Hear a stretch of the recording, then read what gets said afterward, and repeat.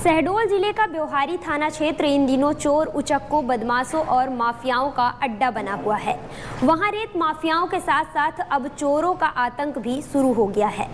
चोरी का ताजा मामला ब्योहारी थाना क्षेत्र के वार्ड नंबर 2 महात्मा गांधी नगर से सामने आया है, जहां सराफा व्यवसायी विवेक सोनी पिता शिव नरेश सोनी के सूने घर में बीते 13 मई को सुबह 9 बजे से रात्रि 8 बजे के बीच अज्ञात चोरों ने धावा बोलते हुए 5.5 लाख नकद व जेवरात समेत कुल 18.5 लाख रुपए का सामान पार कर दिया।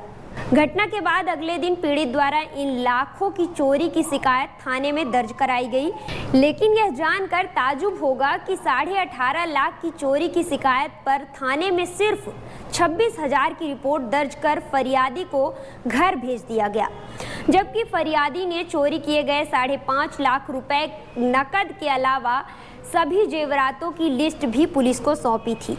साथ ही यह भी बताया गया था कि जिस बैग में यह जेवरात रखे थे उसमें इनका बिल भी था जो चोर ले गए, लेकिन वह इन चोरी किए गए जेवरातों के बिल की दूसरी कॉपी दे सकते हैं। इसके बावजूद लाखों की चोरी को हजारों में तब्दील कर पुलिस ने अपनी साख बचाने का प्रयास किया, जिसके कारण निराश होकर पीड़ित विवेक सोनी अपने परिवार के साथ सोमवार को पुलिस अधीक्षक के पास अपनी फरियाद सुनाने पहुंच गया, जहां उसने सारा घटनाक्रम बताते हुए उसके घर में हुए लाखों की चोरी की सही रिपोर्ट दर्ज किए जाने की मांग की है।